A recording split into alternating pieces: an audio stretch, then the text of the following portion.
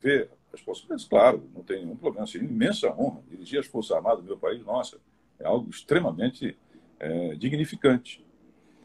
E quando o presidente Temer faz a consulta a eles, os três comandantes, Marinha, Exército e Aeronáutica, levam o meu nome. E o presidente, então, referenda o meu nome. É assim que eu me torno ministro da Defesa, que foi um cargo do qual eu me orgulho muitíssimo, e foi um cargo onde eu aprendi muito eu descortinei, que não tinha, né, uma visão das Forças Armadas, do que elas são, do que elas se preocupam e tal. Então, passando agora para a sua pergunta, eu posso lhe dizer que não. As Forças Armadas, enquanto instituições, estão absolutamente compromissadas com a Constituição e com a democracia. Né? O que acontece? Por que as pessoas... essa pergunta que você me fez, você viu ontem, as pessoas me fazem em tudo quanto é lugar. Né? Tudo quanto é lugar. Vem cá, o que é isso? Vai ter um atalho autoritário? Vai ter golpe? Vai ter isso, aquilo, aquilo outro? Eu acho que existem duas coisas que aqui eu queria que quem está, e quero dar bom dia e agradecer a todos que estão participando dessa nossa conversa, o seguinte. Primeiro, né, você tem generais da reserva, aliás, dois oficiais generais, o almirante de esquadra Flávio Rocha, que é 4 estrelas, e o general Ramos, que também é 4 estrelas. Portanto, ambos os dois são membros do alto comando, que é o mais alto nível de direção coletiva. Quem dirige a força, seja a Marinha, seja a Aeronáutica, seja o Exército. Então, esses são da ativa, os outros são da reserva. O que acontece? Quando um general diz alguma coisa, por exemplo, o manifesto do general Heleno, né? As pessoas leem que ele está falando pelas Forças Armadas. Não está falando pelas Forças Armadas. Repito, não está falando. É general, é ministro, mas ele está falando enquanto ministro político. Né? Ele tem o título de general reformado. Bom lembrar que a relação, digamos assim, do Estado, o regime de trabalho, por assim dizer, entre militares e as forças, tem 3 níveis. O da ativa, que estão hoje servindo ativamente e profissionalmente. Tem aqueles que são a reserva, que é a maioria que está no governo. Por que reserva? Porque a qualquer momento pode ser chamado de volta. Se você tem uma guerra, se você tem um desastre, por exemplo, enorme, precisa deles, eles podem ser chamados de volta. E tem, a partir dos 70 e tantos anos, aquele que é o reformado. Esse não volta, tá certo? Não volta mais para a ativa. Então, vê bem, este general, Heleno, seja quem for, né, ele não fala pelas forças. E a tendência é que as pessoas identifiquem que ele está falando. Não está falando. Não está falando. As forças não estão falando. Os comandantes não estão se metendo na política. Ponto. Há uma outra questão de instituições permanentes, nacionais, permanentes, organizadas, segundo o critério da hierarquia e da disciplina, para a defesa da pátria, a proteção, exatamente, dos poderes constitucionais e a solicitação de algum deles a garantia da lei e da ordem. Então, vamos aqui ver claro, não é? O Exército não é, nem a Marinha, nem a Aeronáutica, o poder moderador. O poder moderador é a Constituição. O poder moderador que nós temos é a Constituição. Ministros falam enquanto ministros políticos, civis ou generais, não falam pelas forças. E as forças estão absolutamente voltadas para a obediência da Constituição, não tem nenhum processo, nem projeto, nem intenção de atalho autoritário, eu asseguro isso, eu afianço isso. Agora, é evidente que a fala do presidente, alguns falam de até 2.500, 3.000 militares dentro do governo, que é um outro problema que a gente pode abordar também mais adiante, mas, de fato, por favor, diferenciem, né? Quem fala pelas Forças Armadas, de fato, pode-se dizer que politicamente fazendo algo com referência, e são os comandantes, e esses estão de acordo com seus estados maiores, absolutamente, entendeu? Compromissados com o que diz a Constituição e, sem sombra de dúvida, preocupados em manter, em assegurar, como todos nós, a democracia. Ministro, esse artigo 142 que o senhor citou de memória, está perfeito, foi objeto de algumas matérias do nosso jornal O Poder, e provocou muita celeuma. Algumas pessoas acharam que, pelo fato de a gente estar lembrando a existência desse artigo e noticiando que ideólogos responsáveis, porque o governo tem ideólogos aloprados, como eu não vou citar nomes para não ampliar um debate para um caminho que não é a nossa pauta, e tem ideólogos, pessoas responsáveis. Eu vou citar o ministro, o jurista Ives Gandra. Eu vi o vídeo do Ives Gandra interpretando o artigo 142 como um artigo que possibilitaria às Forças Armadas intervirem no processo político como espécie de poder moderador.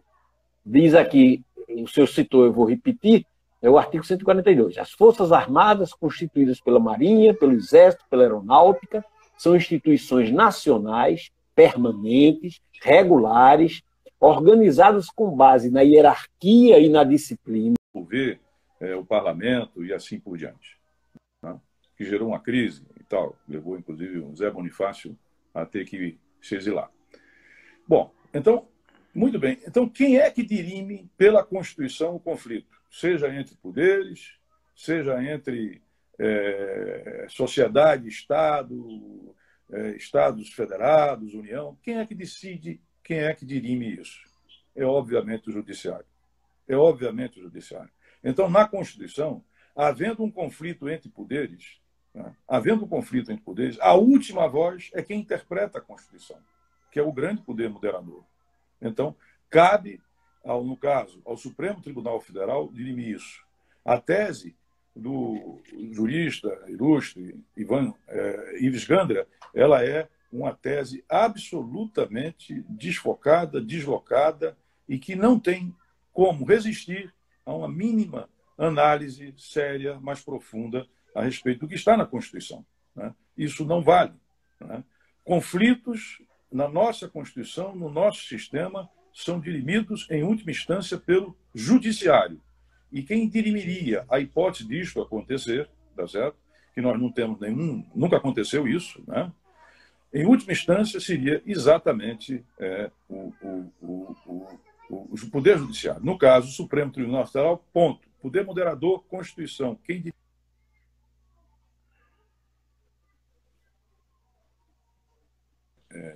o Supremo Tribunal Federal. Então, isso para mim é de uma clareza meridiana, né? Meridiana. E não vejo outro encaminhamento possível que não este, de acordo com o que consta na nossa Constituição.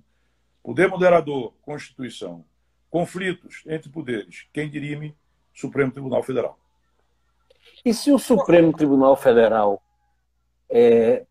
passa a ter uma conduta como, na minha opinião, sincera, alguns ministros estão extrapolando os seus poderes, na minha interpretação, estão assumindo decisões que invadem a competência de outros poderes, né? Então, num caso desse, o Supremo perde a isenção. Por exemplo, eu acho que o presidente está levando, através do acirramento do conflito, porque eu vou fazer um raciocínio. O presidente ele usa duas estratégias, no meu ponto de vista. Uma é uma estratégia de comando militar. Militar comanda, dá o comando e não se preocupa com quem está lá fora. Não se preocupa com o que o cabo pensa, com o que o soldado pensa.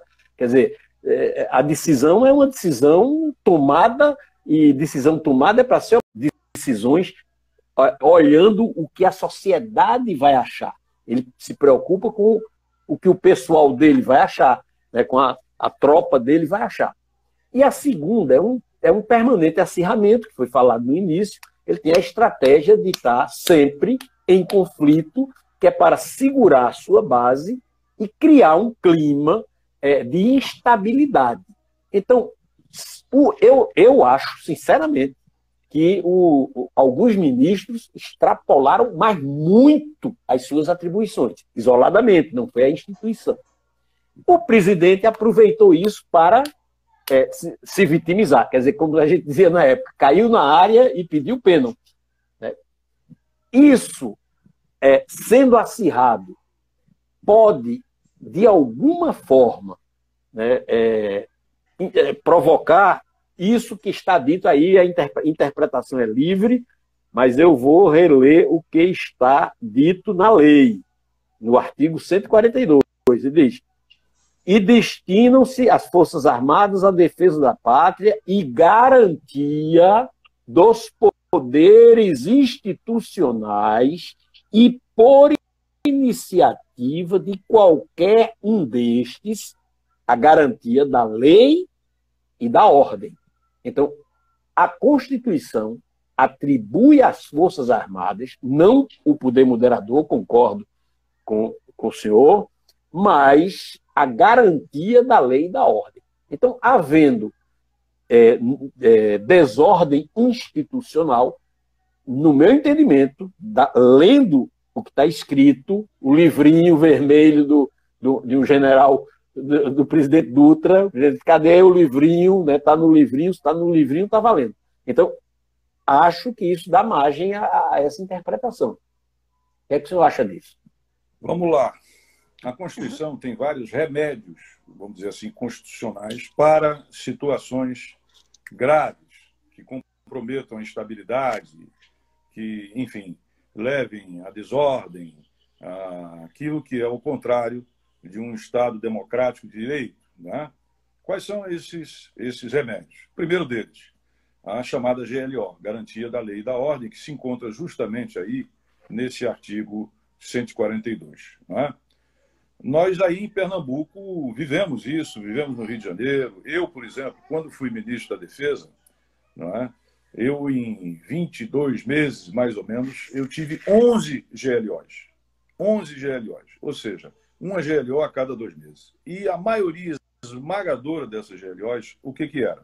Era que o governador, por enfrentar uma greve com as polícias, por exemplo... O nome do presidente da República, o senhor já exerceu como ministro da Defesa, já comandou as Forças Armadas por indicação do presidente da República, dentro da hierarquia e da disciplina, né, e destinam-se à defesa da pátria, à garantia dos poderes constitucionais. Essa frase, a garantia dos poderes constitucionais, e o seu complemento, e por iniciativa de qualquer um deles, a lei e a ordem. Veja, esse artigo está sendo interpretado por alguns, segundo eu soube,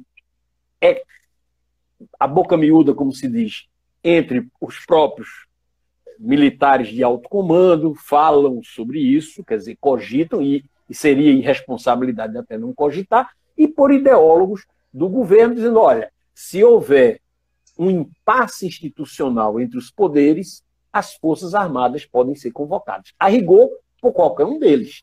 As Forças Armadas podem ser convocadas, por exemplo, pelo Supremo Tribunal Federal, se o Supremo se sentir acuado, se sentir ameaçado por atos do Executivo ou do Legislativo. Pode ser convocado pelo Legislativo, caso se sinta invadido por qualquer um dos outros poderes. E pode, teoricamente, também ser convocado pelo Executivo para garantir, né, que as suas atribuições não sejam invadidas. Pergunto, o senhor concorda com essa interpretação ou acha que isso é uma viagem e que o artigo 142 não autoriza nada disso? A história desse artigo 142 é uma longa história. E ele foi, de certa forma, assim, vamos dizer, no momento da transição do regime militar para o novo regime, a redemocratização, como se costuma dizer, esse artigo 142 foi objeto de muitas negociações. Eu já ouvi alguns relatos a esse respeito, das negociações com o então ministro do Exército, porque não tínhamos Ministério da Defesa, né? E parlamentares, inclusive entre o relator, né? Entre o presidente Fernando Henrique e tudo mais. E essa foi uma fórmula que ia, que voltava, que ia, que voltava, e que no final ficou esta fórmula, que alguns entendem que ela é, digamos, ambígua em alguns aspectos. Porém, eu levanto duas questões aqui para esclarecer a esse respeito. Primeiro, o poder moderador não é ou não são as Forças Armadas. Não é o Exército, não é a Marinha, não é a Aeronáutica, não é o Executivo, não é o Judiciário, é a Constituição.